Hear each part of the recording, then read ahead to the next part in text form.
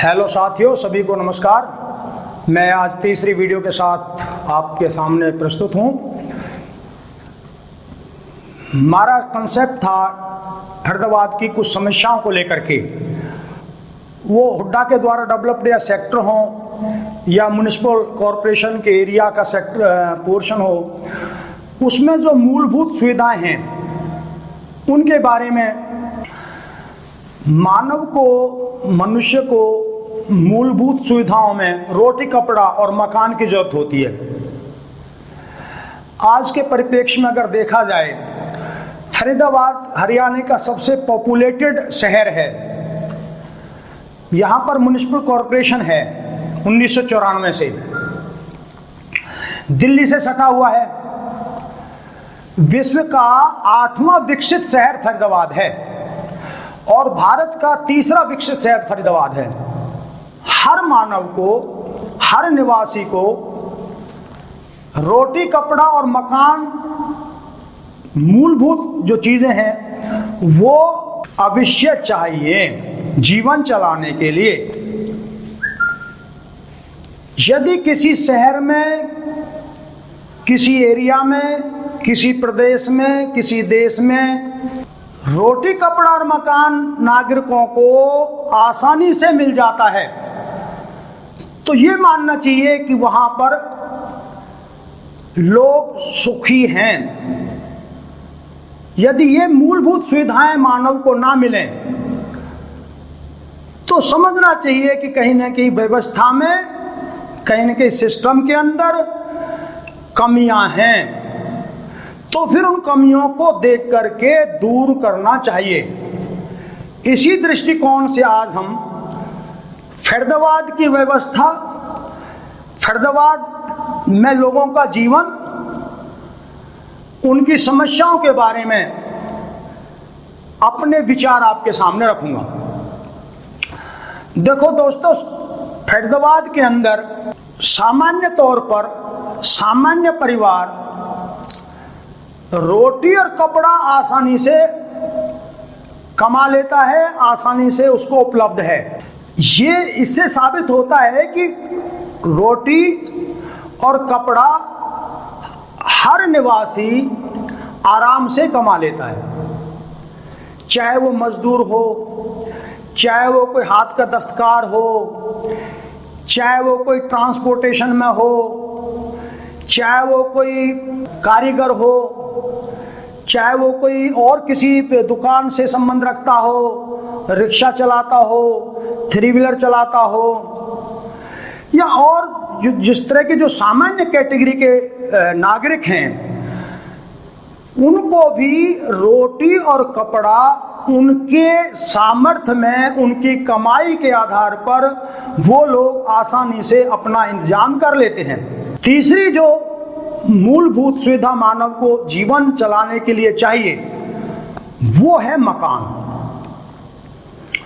अब मकान के दृष्टिकोण से अगर देखा जाए तो मकान एक ऐसी समस्या है जिसके लिए नागरिक पूरा जीवन खपा देता है, मेहनत करते हुए, कमाते हुए। तब एक साधारण फैमिली, साधारण परिवार 20-30 साल की कमाई को लगा करके और एक मकान या प्लॉट खरीद पाता है। यानी कि उसका मूल जीवन, अगर मकान बनाना हो, किसी परिवार के पास मकान ना हो, तो उसके जो परिवार का मुखिया है उसका पूरा जीवन, पूरे जीवन की कमाई पर मकान बनाने में लग जाती है।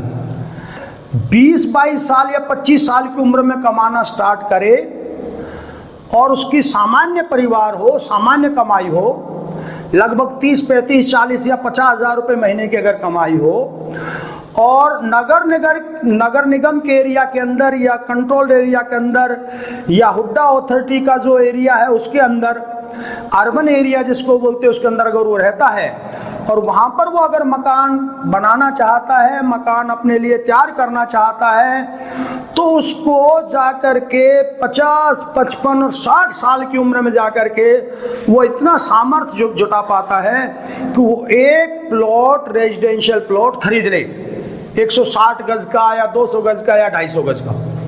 वो भी वो नागरिक कर पाते हैं जो पूरा जीवन सिंसियरिटी से, मेहनत से, हार्ड वर्क करते हैं।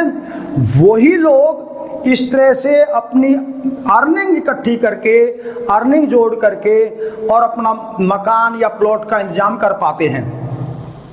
यानी कि रोटी कपड़ा हर मानव के, हर नागरिक के सामर्थ्य में है, वो आसानी से प्राप्त करता है। लेकिन मकान प्राप्त करने के लिए एक जीवन पूरा खप जाता है। ये है फरीदाबाद का हाल, या फरीदाबाद की जो परिस्थितियां हैं ये हैं। ये परिस्थितियां किस तरह से क्रिएट हुई, इनको हम सामान्य किस तरह से बना सकते हैं, ये एक विचार की चीज है। तो कोई भी चीज अगर कॉस्टली होती है तो सिंपल सी बात है, बहुत ही साधारण सा फॉर्मूला है, जनमानस इन बातों को जानता है। अगर किसी वस्तु की उपलब्धता मार्केट में, बाजार के अंदर कम हो और लेने वाले ज्यादा हो, तो उसी रेशो में उसकी कीमत बढ़ती चली जाएगी। यदि खाद्य पदार्थों को देखा जाए, अगर खाद्य पदार्थ पैदा करने वाले लोग या एजेंसी या कॉर्पोरेट बॉडी खाद्य पदार्थों को स्टोर करना शुरू कर दें और मार्केट में लेकर के नहीं जाएं, तो खाद्य पदार्थों की कीमत भी उसी तरह बढ़ सकती है, जो एक जनसाधारण की कैपेसिटी से बाहर की बात हो सकती है। अगर कपड़ा की नेसेसिटी है और कपड़ा मार्केट में उपलब्ध ना हो और उसकी डिमांड ज्यादा हो, तो स्वाभाविक बात है कपड़े की भी कीमत आकाश छूने लगेगी। तो इस दृष्टिकोण से अगर देखा जाए तो खाद्य जो पदार्थ हैं वो पैदा करने वाले जो इंस्टीट्यूशंस हैं या जो इंडिविजुअल है या जो कॉर्पोरेट बॉडीज हैं, वो अथॉरिटी भी का विशेष पर्पस या मेन ऑब्जेक्ट रेजिडेंशियल जो जरूरत है लोगों की, उसको पूर्ण करने के लिए उसका कोई मेन पर्पस उस अथॉरिटी का नहीं था। उसके बाद फरीदाबाद कॉम्प्लेक्स एडमिनिस्ट्रेशन आया, उसका भी केवल काम जन सुविधाओं के लिए था। Municipal corporation, Haryana municipal corporation act आया, उसका भी पर्पस मेन अर्बन एरियाज के अंदर एडमिनिस्ट्रेशन को मोबिलाइज करना, जन सुविधाओं को देखना, जन सुविधाओं को लोगों के लिए उपलब्ध कराना, जैसे सड़कें हैं, पार्क हैं, ब्यूरियल हैं, और कहीं कोई कल्चर प्रोग्राम होता है, दशहरा ग्राउंड जैसे, या कोई बस स्टैंड है, उसके लिए प्लानिंग करना, और कौन सा एरिया रेजिडेंशियल रहेगा, कौन सा एरिया इंडस्ट्रियल रहेगा, केवल इसी तरह की प्लानिंग थी। उसका भी कोई पर्पस लोगों को रेजिडेंस प्रोवाइड कराने का नहीं था। उसके बाद Hooda, Haryana urban development authority create की गई 1977 में। हरियाणा डेवलपमेंट अथॉरिटी और 1971 में हरियाणा हाउसिंग बोर्ड क्रिएट किया गया। इन दोनों अथॉरिटीज को अगर देखें तो ऐसा महसूस होता है कि हरियाणा हाउसिंग जो बोर्ड है वो क्रिएट किया गया मेनली लोगों को मकान प्रोवाइड कराने के लिए, लेकिन ऐसा नहीं था। अर्बन एरिया में इंडस्ट्रियलाइजेशन के कारण, इंडस्ट्रीज के ग्रोथ के कारण जो बाहर से लेबर लोग काम करने के लिए अर्बन एरिया में सेटल होते थे, रहते थे, उन वर्करों के लिए, उन इंडस्ट्री में के साथ जुड़े हुए लोगों के लिए मकान प्रोवाइड कराने के लिए हरियाणा हाउसिंग बोर्ड 1971 एक अथॉरिटी, एक बोर्ड क्रिएट किया गया। उसका क्या पर्पस था? उसका पर्पस था कि वो फंडिंग गवर्नमेंट से ले ले, लोन बैंक से ले ले या किसी और इंस्टीट्यूशन से लेकर के, और उस फंड से कुछ मकान बना करके उन लोगों को दे दे जो लोग इंडस्ट्रियल एस्टेब्लिशमेंट, फैक्ट्रियों में काम करते हैं। उन लोगों के लिए ये हरियाणा हाउसिंग बोर्ड क्रिएट किया गया। Haryana urban development authority 1977 create किया गया अर्बन एस्टेट के बाद, जिसका मेन काम जन सुविधाएं तैयार करना, प्लानिंग करना, सड़क बनाना और हेल्थ के लिए सुविधाएं देना, पार्क देना, पानी की सुविधा करना, सीवरेज की सुविधा करना, सफाई की सुविधा करना, अपने जहां का उसका जुरिडिक्शन है उसमें लाइट की सुविधा करना, इस तरह का उसका फंक्शन था। उसका भी मेन फंक्शन अर्बन एरिया में रहने वाले लोगों के लिए रेजिडेंस प्रोवाइड कराने का नहीं था। और इसके बाद 2008 में Faridabad metropolitan development authority create की गई है। वो भी लगभग फंक्शन उसका भी हरियाणा अर्बन डेवलपमेंट अथॉरिटी के ही तरह है, केवल उसकी जो गवर्निंग बॉडी है उसमें चीफ मिनिस्टर साहब जुड़ गए हैं, कुछ और मंत्री जुड़ गए हैं, इतना ही फर्क है। मेन जो उसका फंक्शन है, मेन जो उसकी रेस्पॉन्सिबिलिटी है, वो वैसे ही है लगभग जैसे हरियाणा डेवलपमेंट अथॉरिटी की थी, शहरी विकास प्राधिकरण की थी। अब सवाल ये उठता है कि जीवन के अंदर जितनी भी चीजें हैं, सभी चीजों को किसी न किसी कानून से, किसी न किसी नियम से रेगुलराइज किया गया है। अगर आपके पास बैंक बैलेंस बढ़ता है, उसको भी रेगुलराइज किया गया है। एक लिमिट के बाद 40% गवर्नमेंट टैक्स के रूप में ले लेती है। अगर आपके पास एग्रीकल्चर लैंड बढ़ जाती है तो एक सीलिंग लिमिट है, उस लिमिट के बाद आपकी प्रॉपर्टी को गवर्नमेंट ले लेती है। उसी तरह से खाद्य पदार्थ की अगर बात करें, आप एक लिमिट तक रख सकते हैं, उस लिमिट से ज़्यादा अगर आपने खाद्य सामग्री स्टोर की तो ऑफेंस बनता है। गवर्नमेंट आपका खाद्य पदार्थ स्टोर किया हुआ, एक्स्ट्रा स्टोर किया हुआ, लिमिट से ज़्यादा स्टोर किया हुआ खाद्य पदार्थ ले लेगी और आपके साथ क्रिमिनल कार्रवाई स्टार्ट हो जाएगी। जीवन के हर पहलू को अगर आप देखें तो ज़्यादातर चीज़ें के लिए नियम हैं और एक लिमिट फिक्स की हुई है। उस लिमिट से ज़्यादा आप लोग वो आइटम, वो सामान नहीं रख सकते। मेरा यहाँ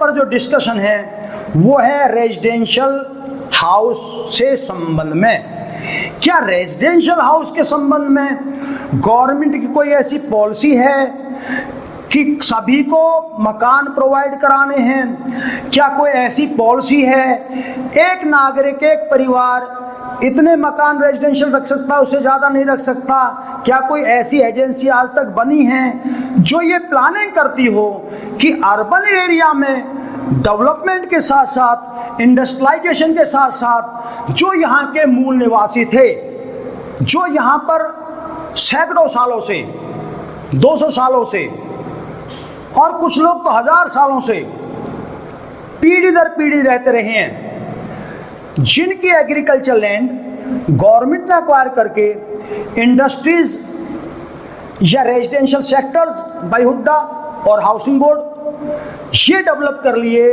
प्रॉपर्टी उनके ले ली है। उन लोगों के लिए या और जो लोग पुराने अर्बन एरिया के अंदर रहते हैं, दुकानदार हैं, किसी की वर्कशॉप है, कोई अपना प्राइवेट काम करते हैं, पीढ़ी दर पीढ़ी वो 50 पीढ़ियों से 60 पीढ़ियों से रहते रहे हैं। क्या कोई ऐसी प्लानिंग रही है गवर्नमेंट की? क्या कहीं कोई ऐसा अधिनियम, कोई कानून, कोई रूल रहा है कि उनकी भी रेजिडेंशियल एरिया या उनके लिए कोई ऐसी स्कीम हो कि उनकी आने वाली जनरेशन को भी मकान मिल सके?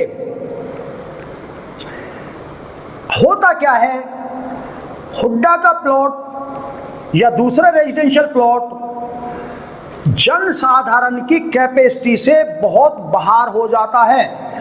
रोटी और कपड़ा जनसाधारण आसानी से कमा लेता है, उसके लिए परेशानी का सबब बनता है उसके लिए मकान बनाना। वो क्यों बनता है? क्योंकि आप देखते हैं किस तरह से आप ये यहाँ पर कह सकते हैं कि नहीं, हुड्डा ने, हरियाणा अर्बन डेवलपमेंट अथॉरिटी ने तो सारे जो रेजिडेंशियल सेक्टर्स हैं वो डेवलप किए हैं और वो डेवलप करके सारे रेजिडेंस तैयार किए हैं, प्लॉट तैयार किए हैं, लोगों को दिए हैं।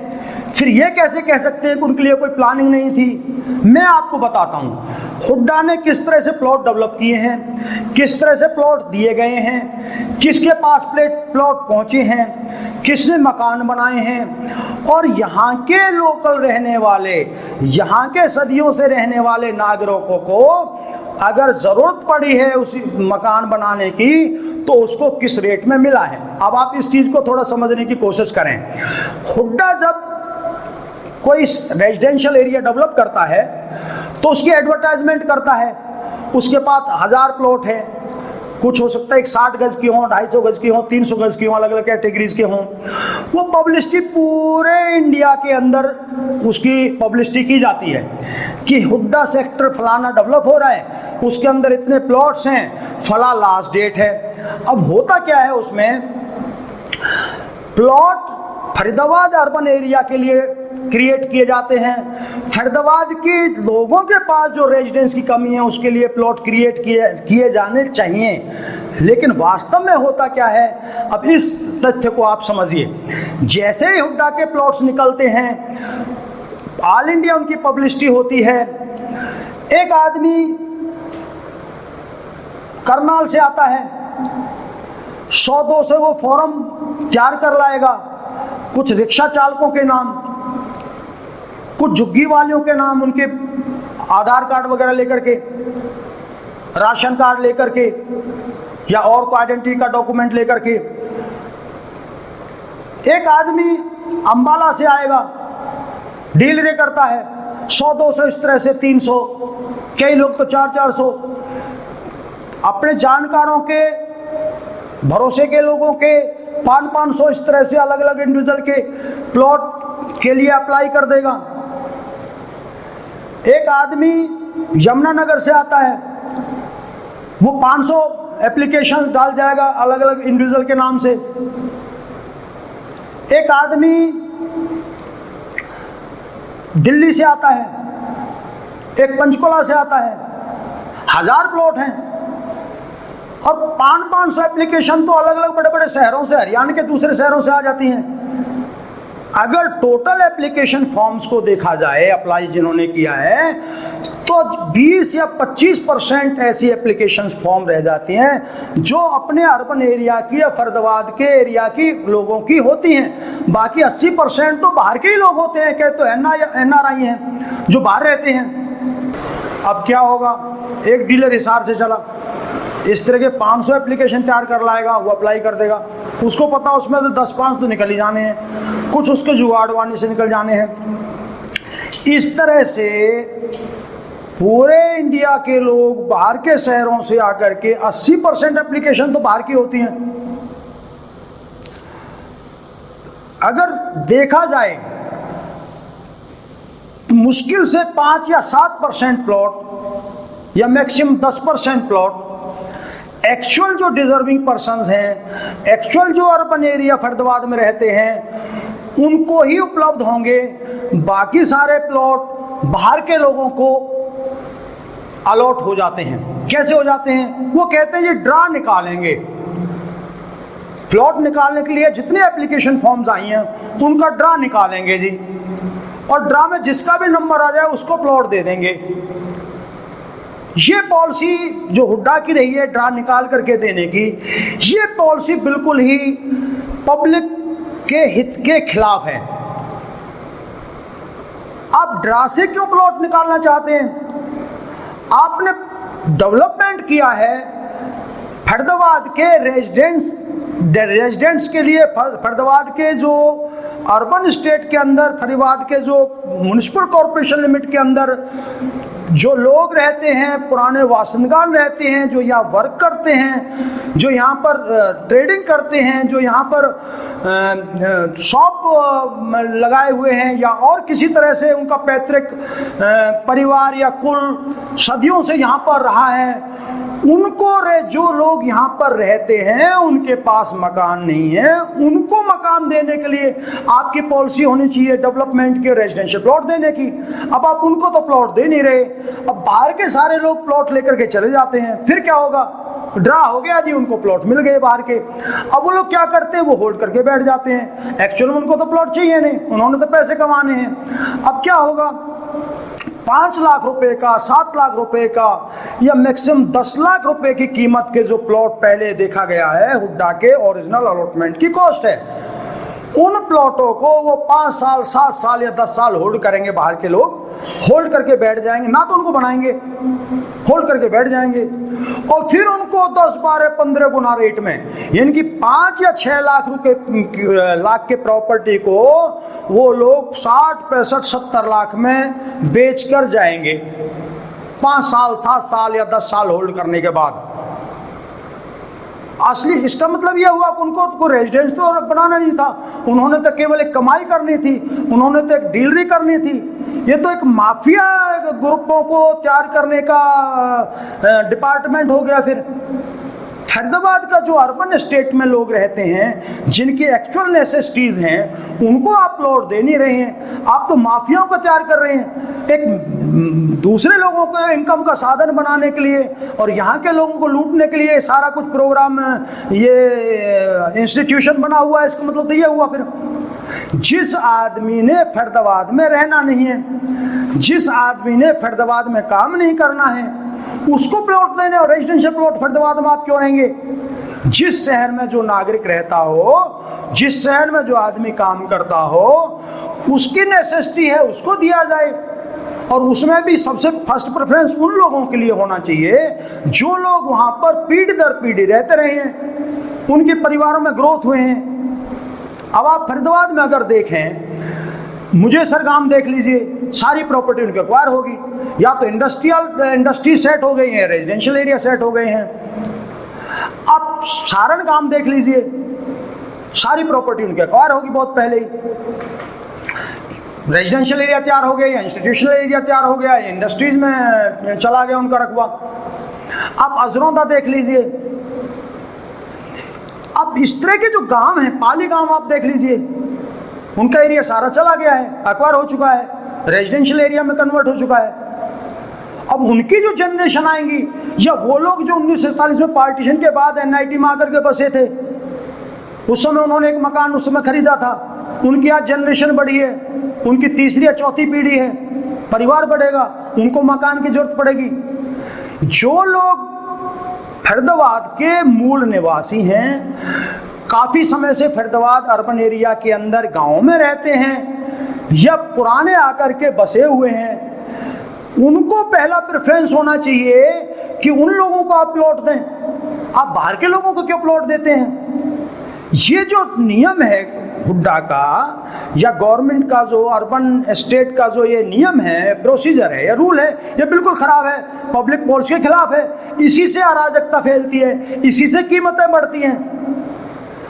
आप फरीदाबाद के अंदर प्लॉटिंग करना चाहते हैं तो फरीदाबाद में जो लोग रहते हैं, फरीदाबाद में जो काम करते हैं, फरीदाबाद में जो परिवार बसे हुए हैं, आप उनको प्लॉट दीजिए ना। आप बाहर के लोगों के प्लॉट क्यों, एप्लीकेशंस क्यों लेते हैं? आप बाहर के लोगों को क्यों प्लॉट देना चाहते हैं? आप हिसार के एक डीलर को यहाँ 500 प्लॉट क्यों देना चाहते हैं? आप करनाल के डीलर को यहाँ प्लॉट क्यों देना चाहते हैं? आप पंचकुला के आदमी को यहाँ प्लॉट क्यों देना चाहते हैं? ये तो पॉलिसी आपकी गलत है ना। तो ये जो पॉलिसियां बनाई हुई हैं, जो गवर्नमेंट के काम करने का तरीका बनाया हुआ है, वो बिल्कुल गलत बनाया हुआ है, जिसके कारण ये कीमतें बढ़ती हैं। अच्छा, गवर्नमेंट को अगर पैसा मिले ओरिजिनल तो भी माना जाए, चलो गवर्नमेंट को फायदा हो रहा है।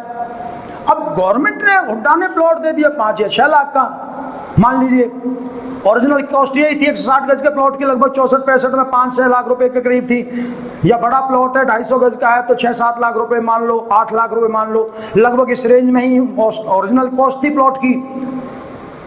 और वो प्लॉट बाहर के लोगों ने अलॉट करा लिए, फिर वो होल्ड करके बैठ गए 5 साल 10 साल के लिए, और फिर उसी प्लॉट को वो 60-65-70 लाख रुपए बेचते हैं। और जिन लोगों को एक्चुअल में जरूरत है, यहाँ पर रहते हैं, जिनके परिवार बड़े हैं, जिनको आगे अपने मकान बच्चों के लिए बनाने हैं या किसी नागरिक ने बनाने हैं, यहाँ के मूल निवासी ने बनाने हैं, उसको वो 60-65-70-80 लाख रुपए में जाकर के प्लॉट पड़ता है। तो इस तरह की पॉलिसी क्यों बनाई है? ये पॉलिसी बिल्कुल गलत है, ये पॉलिसी पब्लिक इंटरेस्ट के खिलाफ है। इस पॉलिसी को खत्म करना होगा। अब इसके लिए एक मुहिम चलानी होगी। अब आप कहेंगे जी फिर क्या करें? भाई, फरीदाबाद डिस्ट्रिक्ट के अंदर या फरीदाबाद अर्बन एरिया के अंदर अगर कोई रेजिडेंशियल प्लॉट निकलता है तो उन्हीं लोगों को केवल अलाउड करें जो एक्चुअल में फरीदाबाद में 15 या 20 साल से रहते रहे हैं। अब बाहर के डिस्ट्रिक्ट के लोगों को या इंडिया के दूसरे भाग के लोगों को या हरियाणा के और दूसरे शहरों के लोगों को जो बाहर रहते हैं, बाहर काम करते हैं, यहां से कोई मतलब नहीं है, उनको आप प्लॉट क्यों देना चाहते हैं? ऐसी पॉलिसी गलत बनाई हुई है। इस पॉलिसी को खत्म करना होगा। जो बंदा जिस शहर में रहता है उसको अगर जरूरत है प्लॉट की, उसके परिवार के ग्रोथ के कारण उसको फर्दर प्लॉटों की जरूरत है, तो उसी शहर के अंदर वो अप्लाई करे। वो बाहर के शहर में क्यों अप्लाई करे? अब मान लीजिए फरीदाबाद शहर का नागरिक अगर उसको प्लॉट की जरूरत है और आपने एक रेस्ट्रिक्शन कर दी है कि केवल फरीदाबाद के लोग अप्लाई करेंगे, तो नेचुरल है फिर। और आप मैंडेटरी करिए, सबको प्लॉट मिलेगा। आप डिमांड मांगिए कितने लोगों को चाहिए, सबकी डिमांड करिए। जो प्लॉट जो परचेजर हैं, पैसे तो उन्होंने लगाने हैं, गवर्नमेंट ने थोड़े लगाने हैं, कीमत तो लोगों ने ही देनी है ना। आप एक प्लानिंग करिए, एक स्कीम बनाइए। तो ये जो पुराना अंग्रेजों के टाइम से जो पॉलिसियां चली आती हैं और उनको फर्दर इंडिपेंडेंट होने के बाद देश के अंदर भी लागू किया गया था, उन पॉलिसियों को बदलने की जरूरत है। उन पॉलिसियों के कारण ही ये समाज के अंदर अराजकता पैदा हुई है। उन पॉलिसियों के कारण ही इस तरह की प्रॉब्लम्स क्रिएट हुई हैं कि जनसाधारण की कैपेसिटी से अर्बन एरिया का मकान बाहर हो गया है। इन पॉलिसियों को बदलना होगा। अब तो देशभक्तों की सरकार है, जन जन की सरकार है। अब तो ये लोग सुनने के लिए बैठे हैं। एक मुहिम आपने चलानी है। क्या करना है? सारे लोग अपने अपने मोहल्ले में, अपने अपने पॉकेट में एक एसोसिएशन के रूप में अकेदर हों, विचार करें, फिर एक इस तरह से प्लेटफॉर्म बनाएं बड़ा फरीदाबाद लेवल पर, और फिर सारे लोग मिलकर के अपने अपने एरिया के एमएलएज को ये अपनी डिमांड रखें। अधिवेशन चल ही रहा है या आगे चलेगा। आप ये चीज़ गवर्नमेंट के या गवर्नमेंट के नुमाइंदों के या मंत्रियों के, एमएलओ के, अपने अपने एरिया के लोगों के जब आप कानों में ये बातें डालेंगे, डिमांड करेंगे, सोशल मीडिया पर इन चीज़ों को डालेंगे कि भाई इस तरह की पॉलिसी आप बनाइए कि रेजिडेंशियल प्लॉट केवल वही लोग ले सकते हैं जो उस शहर में कम से भी कम 20 साल से रहते रहे हैं, और उनमें भी फर्स्ट प्रेफरेंस उन लोगों का होना चाहिए जो जितने पुराने टाइम से उस शहर के अंदर रह रहे हैं। अगर उनको प्लॉट की जरूरत है, अगर उन रेजिडेंशियल उन लोगों को जो लोग वहां अर्बन एरिया में पुराने टाइम से रहते रहे हैं, उनकी डिमांड पूरी हो जाती है, उसके बाद आप प्लानिंग कर सकते हैं किसी और को प्लॉट देने के लिए। अन्यथा किसी बाहर एक डिस्ट्रिक्ट में किसी दूसरे बाहर के डिस्ट्रिक्ट के आदमी को प्लॉट देने का औचित्य नहीं है। अगर इस तरह से पॉलिसी बनाई कमाई है जैसे चलती रही है तो ये अराजकता फैली रहेगी और गुंडा तंत्र तैयार होता रहेगा। अब आप देखिए किस तरह से ये प्रॉपर्टीज कुछ लोग ग्रैब कर जाते हैं। आपने अभी ये दुबे कांड जो आपने सुना है, न्यूज़ों में काफ़ी हॉटलाइन पर रहा है, आप ये वीडियो देखिए। गैंगस्टर विकास दुबे के मरे अभी 2 दिन भी नहीं बीते हैं, लेकिन ऐसी ऐसी जानकारियां छन के बाहर आ रही हैं, ऐसे ऐसे खुलासे हो रहे हैं, ऐसी ऐसी हकीकत सामने आ रही है जिसे सुनकर आपका दिमाग हिल जाएगा। ये कोई छोटा मोटा अपराधी नहीं था, ये कोई कानपुर के पास किसी गांव का कोई ऐसा क्रिमिनल नहीं है जो लोगों की हत्याएं करता था, जमीन हड़पने वाला कोई सड़क छाप गुंडा नहीं। यह 1000 करोड़ के साम्राज्य का मालिक था। ईडी, सीबीआई और पुलिस अधिकारियों को जब ये खबरें, जब ये जानकारियां मिल रही हैं तो उनका भी दिमाग हिल जा रहा है। उनको समझ में नहीं आ रहा है कि इसके तार कहां कहां तक फैले हुए थे। मैं कई ऐसी फैमिलीज को जानता हूं जिन लोगों के कई प्लॉट हैं और 10-10, 15-15 साल से होल्ड करके बैठे हुए हैं। फिर जब उन्होंने, अब आप देखिए, आप जो नए डेवलपिंग सेक्टर्स हैं जो पिछले 10-12 साल से डेवलपिंग हैं, उन सेक्टरों को देख लीजिए। जैसे 64 सेक्टर है, 65 सेक्टर है, 62 सेक्टर है, सेक्टर 2 है। अब इन सेक्टरों को, या सेक्टर 89 है, ग्रेटर फरीदाबाद के जितने सेक्टर्स हैं, अब उनमें अगर देखें 20% या 30% पिछले 10-12 साल के अंदर, मैक्सिमम कहीं 40% डेवलपमेंट हुआ है, मकान बने हैं प्लॉटों पर, बाकी सारे खाली पड़े हैं। अब भाई खाली क्यों पड़े हैं? इसका मतलब उन लोगों को जरूरत नहीं थी मकान की। इसका क्या मतलब हुआ? इसका मतलब यह हुआ कि वो लोग नेसेसिटी में नहीं थे, वो केवल डीलर टाइप के लोग हैं जिन्होंने पैसा लगा करके होल्ड प्लॉट कर लिए हैं और वो 5 या 7 लाख के प्लॉट को 65, 70, 80 लाख रुपए में सेल करेंगे। उससे क्या हुआ? यहां का जो लोकल रेजिडेंट है उसका बहुत, अब उसको अगर प्लॉट लेना पड़ेगा तो 65-70 लाख रुपए में खरीद पाएगा मकान, अगर उसने बनाना है। और 65-70 लाख रुपए के लिए उसके बाद फिर 20-25 लाख रुपए उसके कंस्ट्रक्शन में चाहिए, तो उसका तो एक जीवन पूरा खप जाएगा ना मकान के चक्कर में ही। तो रोटी कपड़ा मकान केवल कमाने के लिए अगर पूरा जीवन आदमी लगा देगा तो वो परमार्थ क्या करेगा? वो समाज के बारे में क्या सोचेगा? वो देश के बारे में क्या सोचेगा?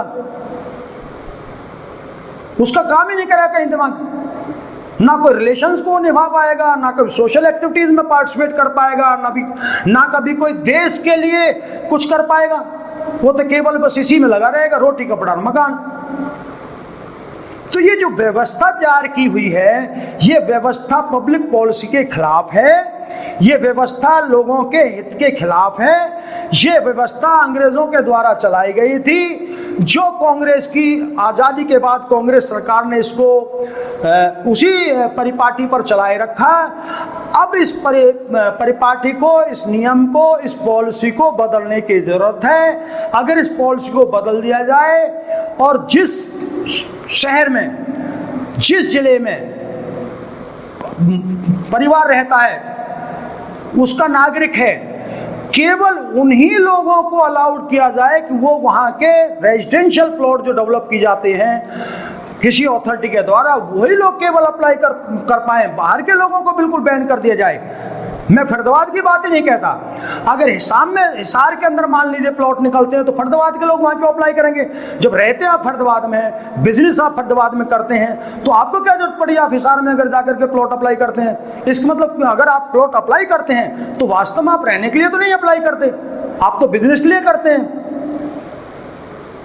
तो इस तरह की पॉलिसीज को अगर चेंज कर दिया जाए, अब आप देखिए कितने तो पुराने आबादी गांव हैं, सी गांव है, मुजेसर गांव है, अजरौंदा है, बड़कल है, पाली है। इस तरह के जो गांव बिल्कुल प्योरली शहर के अंदर आ चुके हैं, अर्बन एरिया में आ चुके हैं, चारों तरफ से घिर चुके हैं। अब उसके दादा के टाइम से तीसरी पीढ़ी या चौथी पीढ़ी आ गई है। उनके बच्चों को फर्दर मकान अगर चाहिए तो उनको मकान कहाँ से मिलेंगे? उनकी भी रेस्पॉन्सिबिलिटी है कि नहीं गवर्नमेंट की, उनको मकान प्रोवाइड कराने के लिए और गवर्नमेंट रेट पर प्रोवाइड कराने के लिए। यदि ये पॉलिसी अपनाई जाएगी कि जो वहां का जितना पुराना सीनियर फैमिली है, जितने पुराने समय से अर्बन एरिया के अंदर रहता है, उसी सीनियरिटी से केवल जिले के अंदर रहने वाले लोगों को ही इस तरह के रेजिडेंशियल प्लॉट अलाउड किए जाएंगे, तो ये धड़ाम से सारा जो नेटवर्क है इस तरह के, ये सरकार की ड्यूटी बन जाती है। इस तरह की पॉलिसी बनाई जानी चाहिए कि अर्बन एरिया म्युनिसिपल कॉरपोरेशन के अंदर रहने वाले, नोटिफाइड एरिया के अंदर रहने वाले लोगों, परिवारों को, हर परिवार को ओरिजिनल रेट पर प्लॉट, रेजिडेंशियल प्लॉट मिलना चाहिए। हर परिवार को जिसके को डिमांड है, जिसको जरूरत है। सपोज करो एक परिवार में 2 लड़के हैं, एक बेटा पैतृक मकान में रह सकता है, दूसरे बेटे का मेजर होने के बाद, शादी होने के बाद उसको अलग सेपरेट मकान की जरूरत पड़ेगी। तो इस तरह से परिवार के अंदर जैसे जैसे डिमांड प्लॉटों की बढ़ती चली जाएगी, गवर्नमेंट एक ऐसी पॉलिसी बना सकती है उन सबसे डिमांड वो लेती रहे और ओरिजिनल रेट पर सभी को प्लॉट मैंडेटरी नियम से मिले, ऐसा नियम बनाए। गवर्नमेंट के ऊपर कोई लोड इस तरह का है नहीं, क्योंकि कीमत तो लोगों ने ही देनी है ना।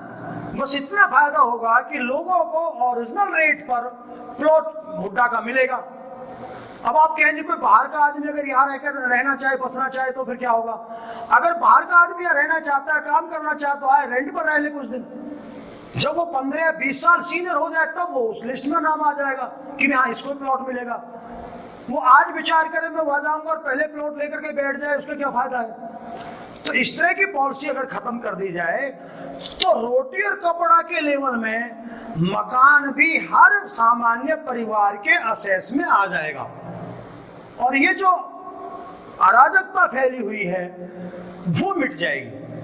और जो कुछ चंद लोग इस हुड्डा के पॉलिसी के कारण जो करोड़ रुपए कमाते हैं और जनसाधारण के ऊपर वो सारा लोड पड़ता है, वो सारा सिस्टम भी खत्म हो जाएगा। अब आप कहेंगे कोई परिवार मान लीजिए ओरिजिनल यहाँ का है और उसको प्लॉट अलॉट हो गया और वो देना चाहे, अगर उसके बाद भी उस प्लॉट को अगर कोई देना चाहता है तो हुड्डा ऐसी पॉलिसी बनाए कि हुड्डा उस प्लॉट को खुद रिज्यूम करे, वो प्राइवेट आदमी किसी प्राइवेट को नहीं बेच सके, ऐसा नियम बना दे आप। अगर कोई प्रॉपर्टी, हुड्डा की प्रॉपर्टी को, अथॉरिटी की प्रॉपर्टी, अलॉटेड प्रॉपर्टी को सेल करना चाहता है तो हुड्डा की पॉलिसी होनी चाहिए कि उस प्लॉट को वापस हुड्डा रिज्यूम करे और उसका जो ओरिजिनल पैसा लगा है वो विद इन टेस्ट का पैसा लौटा दे। आप देखें एक भी प्लॉट की कीमत नहीं बढ़ेगी और अनवांटेड जो लोग हैं जिनको वास्तव में जरूरत नहीं है एक भी अप्लाई नहीं करेगा, केवल जिनको नेसेसिटी है वही अप्लाई करेगा।